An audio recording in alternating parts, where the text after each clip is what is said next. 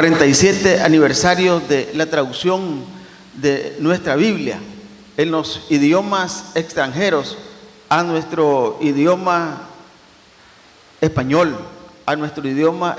quizás no propiamente en el español que tenemos ahorita, pero sí a nuestro idioma español. 447 años. Y yo creo que ha sido una trayectoria grande. Vamos a reflexionar no solamente en eso, sino que en algunos otros aspectos importantes de la Escritura, porque ello tiene un propósito bien claro y definido. Ahí donde están, yo les invito a que cerremos nuestros ojos por un momento y orémosle al Señor. Padre nuestro, te agradecemos hoy, Dios mío, que nos has permitido estar acá juntos, reunidos, alabando y glorificando tu nombre, Señor.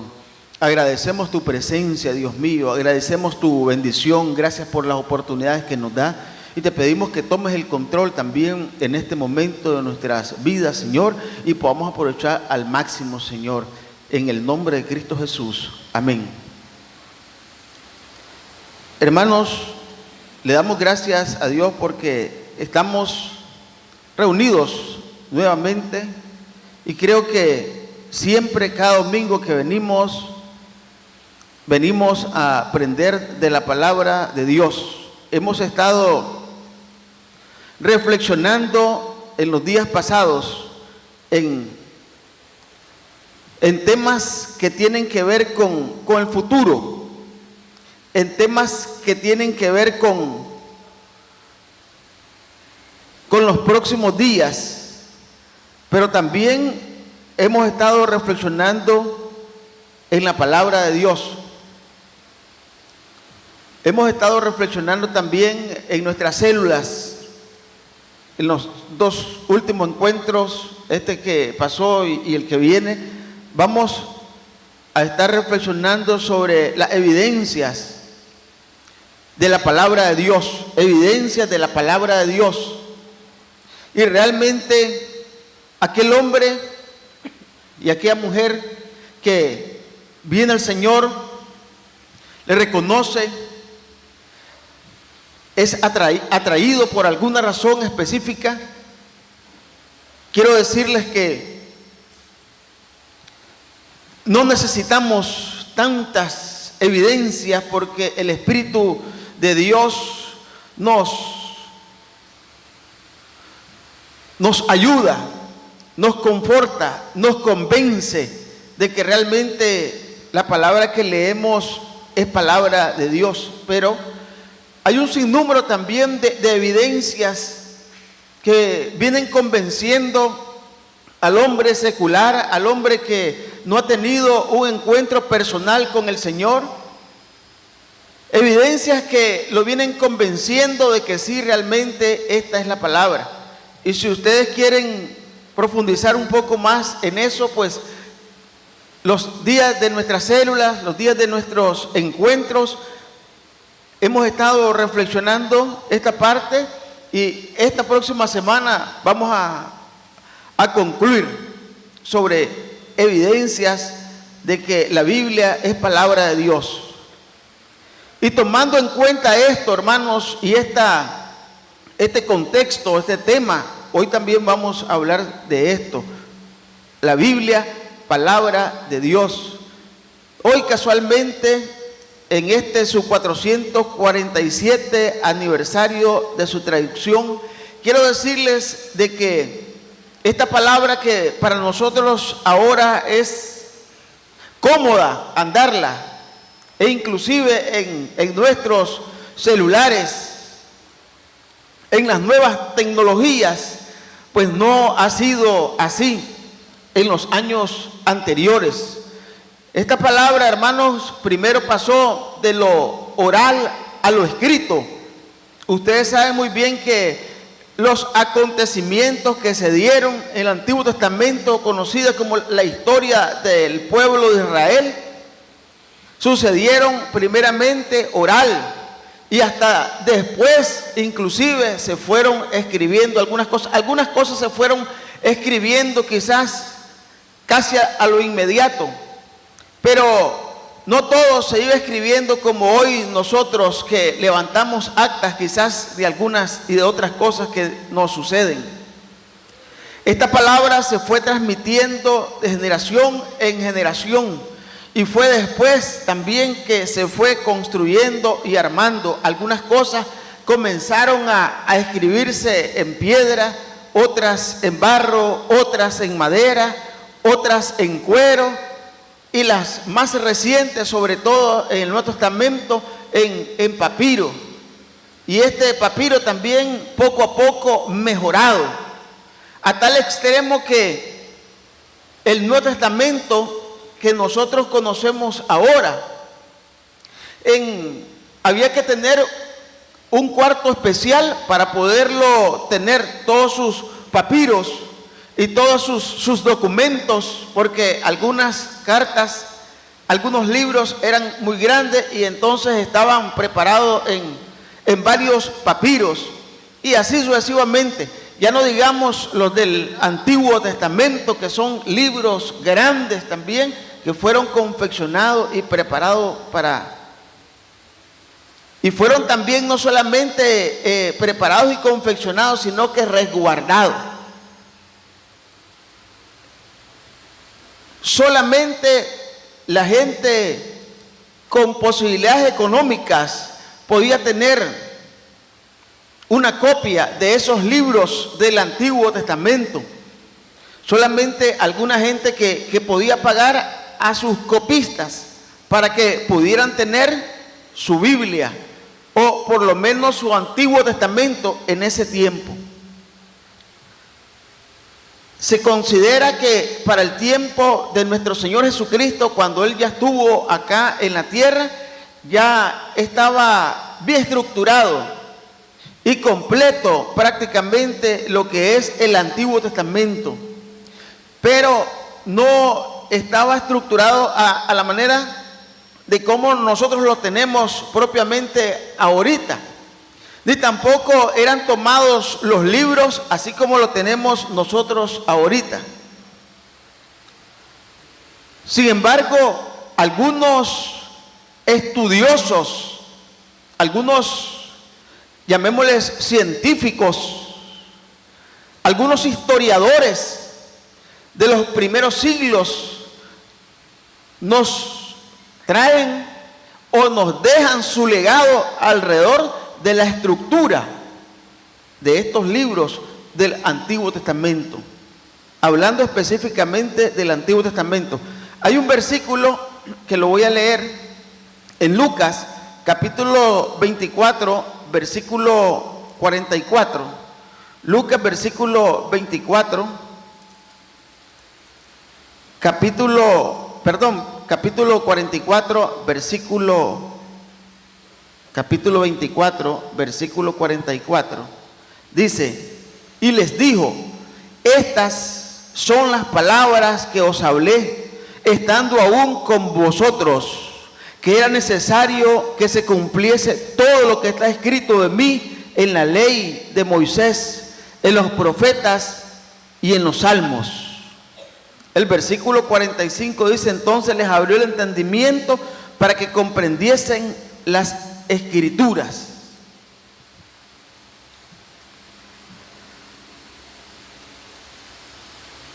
Hay un versículo que vamos a leerlo de aquí a un momento y nos va a servir para reflexionar sobre esto de la escritura.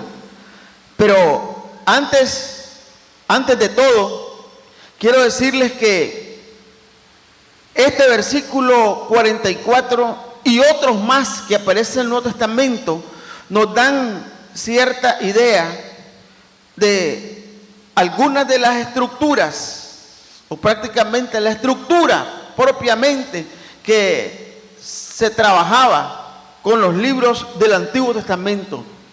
Y preparamos ahí una primera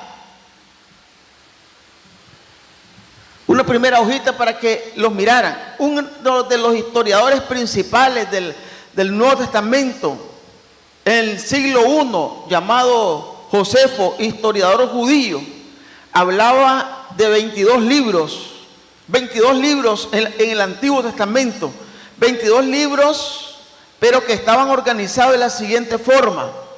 Primero, la ley de Moisés. La ley de Moisés eran los libros que ya nosotros conocemos, el Génesis al Deuteronomio.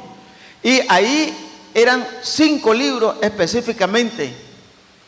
Más adelante, en la siguiente, encontramos siempre la estructura de la que habla Josefo, los profetas menores. Los profetas menores son 12 libros. Ahí lo tienen ustedes: Oseas, Amós, Miqueas, Sofonías, Amós, bueno, está repetido ahí, Abdías, algunos se me quedó, Nahum, Ageo, Joel, Jonás, Habacuc, Zacarías. 12 libros que en el tiempo de Jesús eran considerados como un solo libro. O sea, 5 que pasaron en el Antiguo Testamento, la ley, más uno que estaban conformados por los 12 profetas menores. Luego, a continuación, tenemos cada uno de estos pares de libros eran tomados como uno solo, a diferencia de lo que tenemos ahora nosotros. Primero y segundo libro de Samuel, primero y segundo libro de Reyes, era uno solo. Primero y segundo libro de Crónica, uno solo también. Jueces y Ruth, un solo libro. Esdras y Nehemías, un solo libro. Jeremías y Lamentaciones, un solo libro. Ahí tenemos 6 libros, más 5 de la ley, 11, y uno de los profetas menores, 12. Y la última dice, estos libros iban solos: Josué, Salmos, Proverbios, Eclesiastés, Cantar de los Cantares, Isaías, Daniel, Ezequías, Job, Esther. 10 libros, más 11 de los que hemos venido sumando, hacen 21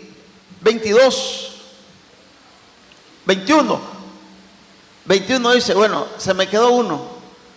Pero sumado estos libros, hacen los 22 libros de los que habló este historiador Josefo.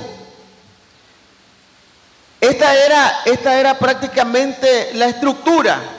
Esta era la estructura del Antiguo Testamento que los judíos estaban acostumbrados a hacer.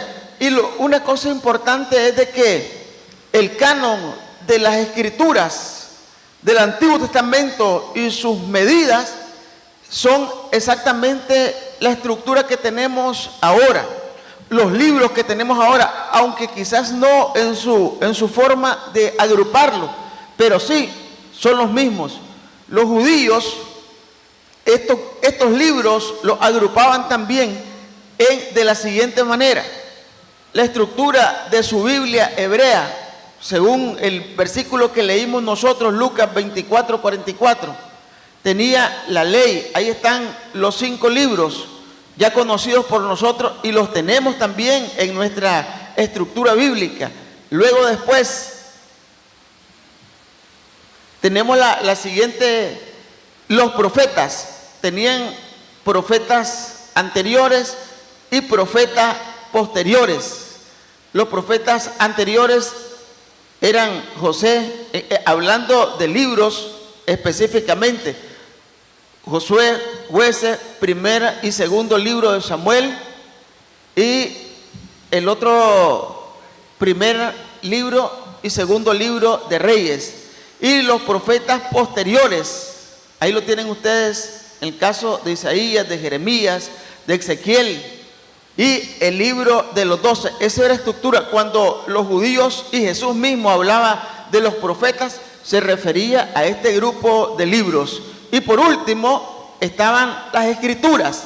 Las escrituras era el resto de los libros: los salmos, los proverbios, Job, Cantares, Ruth, etcétera, etcétera. Entonces, cuando Jesús, los discípulos y los judíos hablaban de las escrituras, se referían a esto. Hablaban de los profetas, se referían a los anteriores. Hablaban de la ley, se referían a esos 5 libros. Esa era su estructura.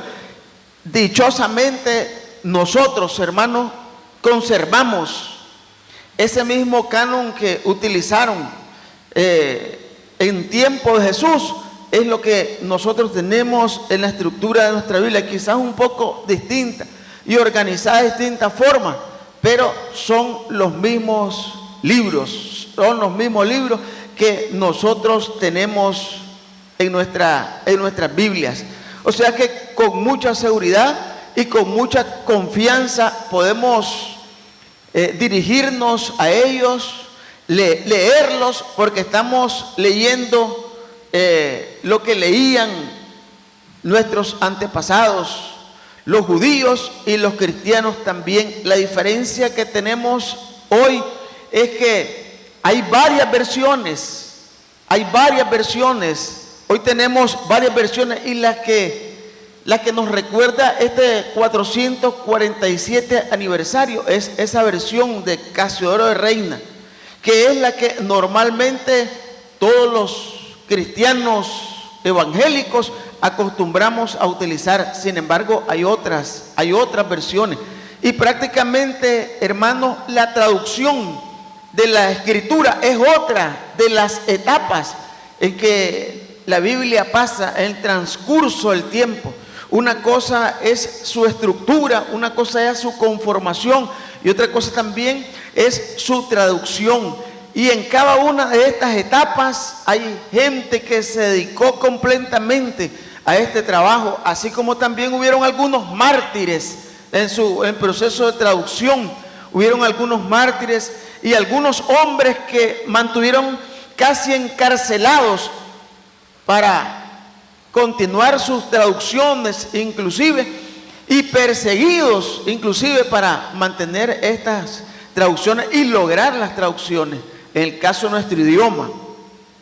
Y en el caso de los otros idiomas, pues también tuvieron sus dificultades, pero en el caso de nuestro idioma sí, hubieron mártires y gente que se expuso su vida inclusive para lograr estas traducciones. La siguiente filmina dice: toda la Escritura, y ese es el versículo que quiero que reflexionemos. Toda la Escritura es inspirada por Dios y útil para enseñar, para redarguir, para corregir, para instruir en justicia. Es la segunda carta a Timoteo, en el capítulo 3, el versículo 16, y es de nuestra versión Reina Valera, un poco más actualizada, 1995.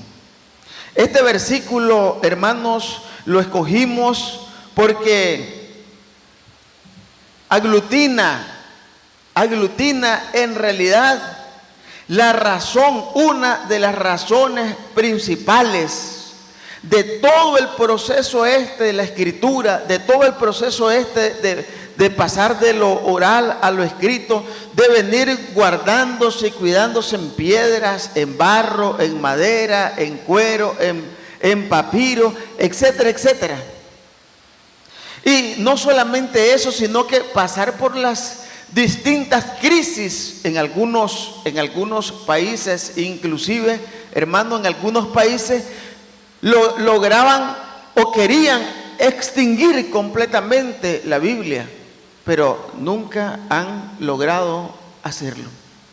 Y estamos hablando de países industrializados, eminentemente industrializados, pero gracias a Dios, hermanos, en virtud de irlo eliminando, más bien se ha ido traduciendo. Y déjenme decirle que nuestra Biblia también, del idioma español, también se ha traducido al misquito.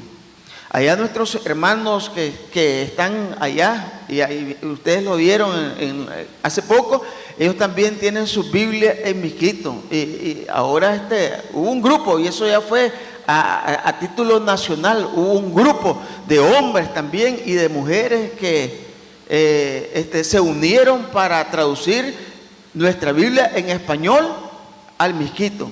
Y eso es bastante reciente,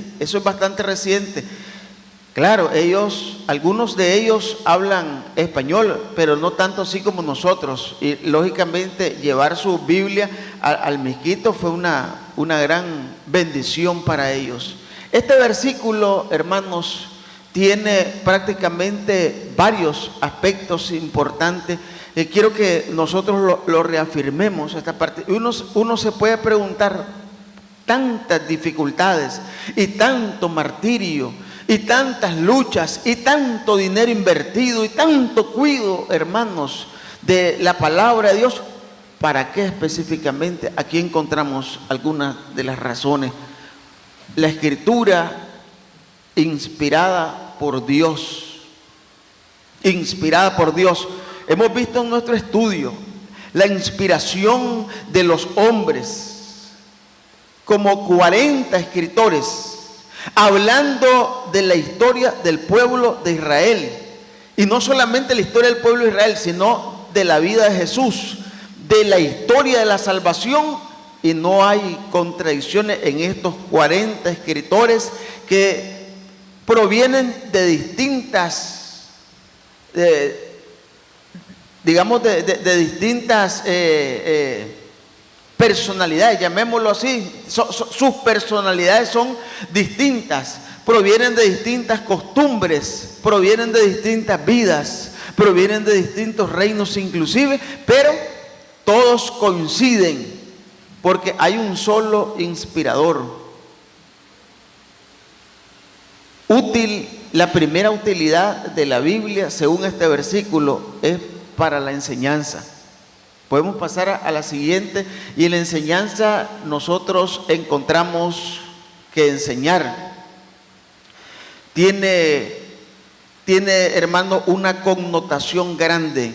Tiene una connotación grande. Estamos hablando de instruir, estamos hablando de doctrinar, estamos hablando de amaestrar con reglas y preceptos, donde encontramos nosotros las mayores y las mejores reglas y preceptos para la vida en la palabra de Dios. La palabra de Dios, hermanos, también nos advierte de dónde podemos encontrar las mejores advertencias en la palabra de Dios. La palabra de Dios nos advierte nuestra vida y nuestros caminos, nos indica, nos da señales inclusive.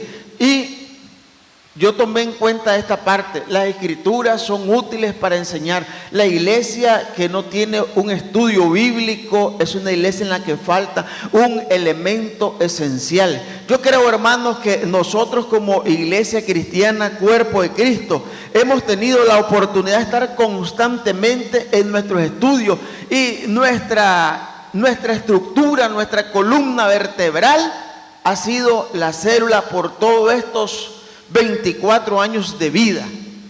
Y si alguno dice, bueno, en la iglesia cristiana Cuerpo de Cristo no hacemos una cosa o no hacemos la otra, etcétera, hacemos una de las cosas más importantes, hermano, y es el estudio de la palabra.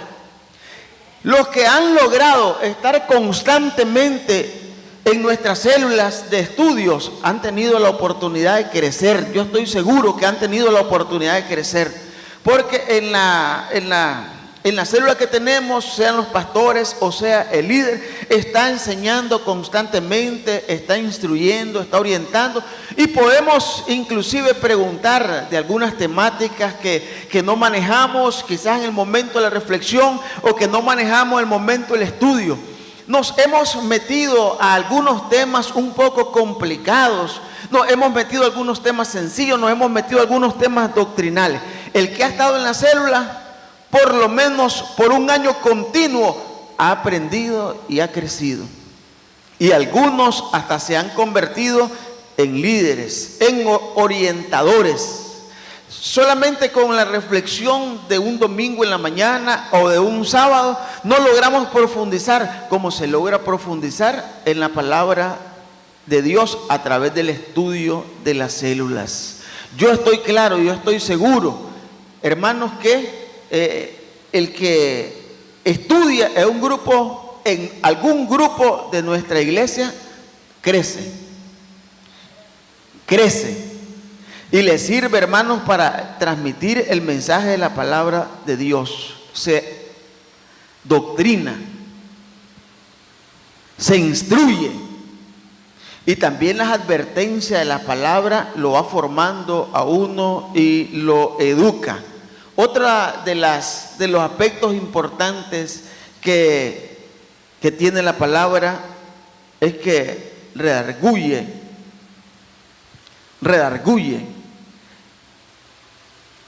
reprende. Aquí yo puse un pensamiento: no se quiere decir que las escrituras valgan para sacar faltas. Lo que sí se quiere decir es que son valiosas para convencer a una persona de que está en el error e indicarle el camino correcto. Hermanos, este aspecto de redarguir o de reprender tiene que ver exactamente con la idea de convencer a alguien. Y no convencemos a alguien solamente por nuestras propias palabras. No convencemos a un esposo, no convencemos a una esposa, no convencemos a un hijo, no convencemos a una persona, hermanos, solamente con nuestras propias palabras. Lo convencemos a través de la palabra de Dios. Y no solamente estamos hablando de alguien que va por primera vez a conocer del Señor, estamos hablando también de algunos que podemos caer en errores. Y ahí, hermanos, no estamos se me fue la palabra. No estamos exentos ninguno. Prácticamente cualquiera de nosotros, aún siendo pastores, siendo orientadores, teniendo cierta experiencia, algunos podemos caer en algunos errores bíblicos, inclusive, y leyendo la palabra. Pero claro, hermanos, el problema es que uno lee la palabra y escucha también por otros lados diversas expresiones, diversas formas, y cuando miramos estamos involucrados en un pensamiento que lo consideramos correcto y lo tomamos como correcto y propio, y de pronto alguien nos escucha y dice: hermano, vení, en esto estás equivocado. No, vayamos a la palabra, y hasta que nos enseñan la palabra y nos enseñan el versículo donde estamos errados, equivocados, entonces salimos convencidos. Es cierto, tienen razón. Tiene razón el hermano, tiene razón el pastor, tiene razón el líder. ¿Ve? Nosotros, hermanos, tenemos algunos conceptos muy personales. Yo sé que tenemos conceptos muy personales. Y quizás algunos de nuestras propias experiencias, conceptos de distintos movimientos, inclusive doctrinales. Pero a veces no toditos los pensamientos que tenemos ni las prácticas que tomamos coinciden con la palabra del Señor. Y no es hasta que tomamos la palabra y se la mostramos, le decimos: mire esto, mire lo que dice aquí la palabra del Señor. Entonces nos hace reflexionar y nos convence de que sí, realmente estamos en el error. Otro de los aspectos es la corrección. El verdadero significado de esto es que todas las teorías, todas las teologías, todas las éticas han de ponerse a prueba en la piedra de toque de la Biblia. Si contradice la enseñanza de la Biblia, hay que rechazarlas. Tenemos la obligación de usar la mente y aún de lanzarla a la aventura, pero la prueba siempre debe ser el estar de acuerdo con la enseñanza de Jesucristo, como nos los presenta la Escritura. Parecido al anterior, pero el caso de esto tiene que ver con corrección propiamente de lo que hemos venido pensando alrededor de un de una doctrina o de una corriente específicamente, hermanos. Cuando nosotros empezamos el cristianismo, hermanos, déjenme decirle que teníamos algunos conceptos para nosotros bien claros y bien definidos. Por ejemplo, sobre el Espíritu Santo. Y nosotros creíamos que si en el culto donde íbamos no éramos inspirados por el Espíritu, o si no recibíamos una porción, o no caíamos, o no esto, no lo otro, la cosa no andaba bien. Y yo quiero decirles que algunos de los conceptos que aprendemos en los primeros años de vida, como los niños, el cristiano también tiene sus primeros años de vida. Y las cosas que aprendemos en los primeros años de vida en el cristianismo nos quedan y nos calan nuestras vidas. Y después cuesta, hermanos, salir de eso. Y creer, hermanos, que si no sentimos la presencia de Dios a como queremos sentirla, o como otros nos dicen que la debemos de sentir, no estamos tan bien. Es un problema cuando no experimentamos esa parte. En nuestra mente, eso nos perjudica. Tenemos que venir a la Biblia para darnos cuenta en qué consiste la presencia de Dios en nuestras vidas. Y no solamente son solamente emociones que nos envuelven por un rato. ¿Sabe a qué lo he comparado eso yo? En lo personal, hermanos. En lo personal, ¿sabe a qué lo he comparado? Miren, los muchachos, y no solo los muchachos, uno dice los muchachos, pero los adultos también, cuando dan un sorbo, hermanos, cuando dan un sorbo de marihuana, de cocaína. Yo no lo he probado, pues, pero me han contado. Sienten que se elevan, que viven otra vida, que se olvidan de todo, que son fuertes, que son hombres, que son aquí, que son allá, que sienten el cielo ahí a la orilla. Esa experiencia te aparta de todo, se te olvida todo. Y es lo que pasa muchas veces, hermanos, con las emociones. Las emociones te hacen salir del círculo real, pero al final te das cuenta que vas a regresar al círculo en el que vives. Ajá, y después ¿qué? Hay que mejor tener un fundamento sólido de la palabra de Dios para en momentos alegres estar alegre, pero en momentos cuando venga la tristeza también tener y saber cómo enfrentarlo, porque nuestra confianza está en la palabra y nuestra esperanza viene también de la palabra. Sí, viene de la palabra del Señor. Y nuestro futuro, hermano, está mencionado en la palabra también. No necesitamos solamente emociones y emociones, no. Vámonos a la palabra. Y entonces, cuando somos maduros, cuando vamos madurando, nos damos cuenta de que hay que hacer algunas correcciones, hay que hacer algunas, y eso en todo, hermano. Eso estoy hablando yo de algún asunto espiritual, de emociones, pero ahí va todo también, con el asunto de los hijos, con el asunto del matrimonio, con el asunto de aquí, no. Tenemos una idea nosotros del matrimonio. Creemos que nos casamos y luego después no funcionó, entonces nos volvemos a casar y así sucesivamente.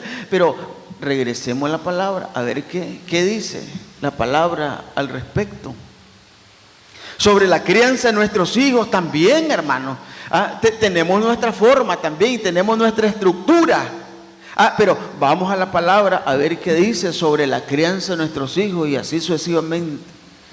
La dedicación al Señor también, hermanos, tenemos nuestras propias concepciones. ¿Ves? Creemos que eso es suficiente. Pero no, vamos a la palabra y revisamos exactamente qué es lo que quiere Dios de nosotros. Y repito, hermanos, lo que aprendemos desde pequeño cuesta fuertemente corregirlo si lo aprendimos mal. Y yo le voy a decir, y sin ánimo de tildar a nadie. Yo recuerdo bien cuando este grupo del anexo, ahora hay pocos de los hermanos del anexo que venían desde hacía buen rato atrás. El grupo del anexo, hermanos, costaba que recogieran aún para el combustible. Y costaba también, hermanos, que también trajeran sus ofrendas y sus compromisos de diezmo y cuestiones. Aquí está el hermano Hermer, está de representante. Y así se acostumbraron. La mayoría así se acostumbró. Hermanos, después de 24 años no ha cambiado mucho. Y es que lo que uno aprende desde pequeño cuesta corregirlo. ¿Sí? Yo me he dado cuenta con el hermano Arnulfo en sus agonías, hermanos, en sus agonías de buscar combustible para el bus, entre un montón de gente que viene, recogimos 100 pesos, recogimos 50, recogimos 80, y el bus viene casi por darse vuelta en algunos momentos. Y yo digo, lo que uno aprendió desde chiquito. Mire, si desde pequeñito, hablando del cristianismo, si desde pequeñito, hermano, aprendimos a no diezmar, porque eso no tiene nada que ver con nosotros, créalo que cuando llegamos y estamos cumpliendo los 24 años, nos quedamos así, hermano. Pero el cristiano que desde pequeñito se acostumbró a traer sus ofrendas, a traer sus diezmos y todo, llega a los 50 años, hermano, y no se le olvida. ¿Sí o no, hermano? Sí, no se nos olvida, no se nos olvida, difícilmente. Para eso sirve la Escritura, para hacer algunas correcciones.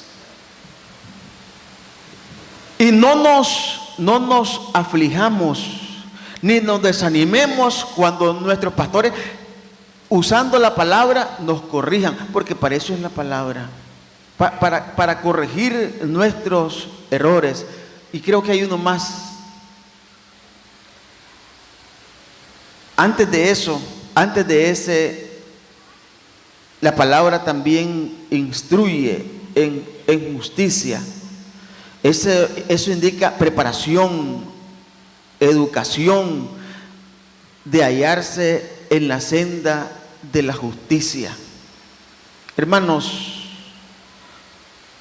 nosotros hemos sido justificados y producto del conocimiento que tengamos de la palabra, actuamos justamente. Sí, ahí va a ver, vamos actuando justamente. Hay una razón, hermanos, hay una razón también de la palabra de Dios nos corrige, nos redarguye, nos enseña, nos instruye, pero hay una razón importante. El cristiano debe estudiar la Escritura para hacerse útil a Dios y a sus semejantes. Y lo dice en el siguiente versículo. Yo solo leí el versículo 16, pero miren el versículo 17. ¿Para qué toda esta razón de la Escritura? A fin de que el hombre de Dios sea perfecto, enteramente preparado para toda buena obra. Entonces el cristiano debe estudiar las Escrituras y debe permitir las correcciones en la Escritura, debe permitir que la Escritura lo redarguya, debe permitir que la Escritura lo corrija para hacerse útil a Dios y a sus semejantes. Tiene una razón de ser, hermanos. Yo estoy seguro que nosotros nosotros, los que estamos pendientes de la palabra de Dios, somos de mayor utilidad que los que no han iniciado este proceso. Somos de mayor utilidad a Dios y aún a nuestros semejantes. Y por último, este pensamiento me llamó la atención también, y que tiene que ver con esto. Nadie es salvo a menos que esté apasionadamente entregados a salvar a otros. Hermanos, es un pensamiento, no es de la palabra, pero me llamó la atención. Todo hombre y toda mujer que ha sentido y experimentado la salvación de Dios en sus vidas, está apasionadamente entregado a salvar a otros. Vamos a ponernos en pie. Y cuánto de corrección, y cuánto de redarguir, y cuánto de enseñanza, y cuánto de instrucción podemos leer. Iba a traer unos versículos que nos recuerdan lo que la palabra nos ayuda y nos enseña. Pero hermanos, hay muchos textos que nos ayudan y que nos recuerdan y que nos enseñan. El Salmo 1, yo me acuerdo del Salmo 1. Bienaventurado el varón que no anduvo en consejo de malos, ni estuvo en camino de pecadores, ni en sillas escarnecedores se ha sentado, sino que en la ley de Jehová está su delicia, y en su ley medita de día y de noche. Será como árbol plantado junto a corrientes de agua, que da su fruto en su tiempo y su hoja no cae, y todo lo que hace prosperará. Y todo lo que hace prosperará. Ahí podemos encontrar, hermanos, el pasado, el presente y el futuro de nuestra vida. Como ese versículo y como esos 3 primeros versículos del Salmo, yo sé que ustedes se saben otras partes de la Biblia. La mayoría de nosotros no sabemos el Salmo capítulo 23. Sí, ¿verdad? Jehová es mi pastor, nada me faltará. En lugares de delicados pastos me hará descansar. Junto a aguas de reposo me pastoreará, confortará mi alma, me guiará por senda de justicia, por amor de su nombre. Aunque ande en valle de sombra de muerte, no temeré mal alguno, porque tú estarás conmigo. Tu vara y tu cayado me infundirán aliento. Aderezas mesa delante de mí en presencia de mis angustiadores. Unge mi cabeza con aceite, mi copa está rebosando. Ciertamente el bien y la misericordia me seguirán todos los días de mi vida, y en la casa de Jehová moraré por largos días. Amén, ¿verdad? Lo sabemos. Hay varios otros salmos que no sabemos. Bendigamos a Dios, hermanos, por su palabra. Démosle fuertes palmas al Señor. Si queremos ser corregidos, hermanos, si queremos ser instruidos, si queremos ser enseñados y enseñar a las futuras generaciones, no olvidemos la palabra. No la olvidemos, hermanos. La necesitamos. Esta generación, la pasada generación y las generaciones que vienen.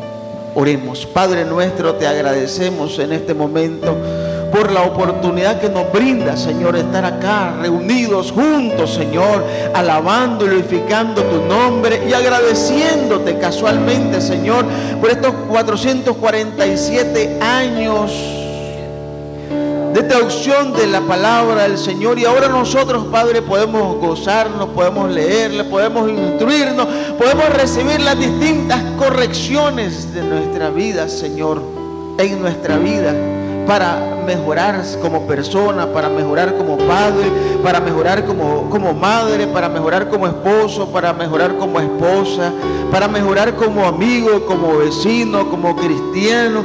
Ayúdanos, Señor, y que tomemos la palabra, Señor, de la mejor manera posible, y que sea, Señor, lumbrera a nuestro camino constantemente, lámpara a nuestros pies, Señor, y lumbrera a nuestro camino constantemente. Por tu Hijo amado nuestro Señor te agradecemos.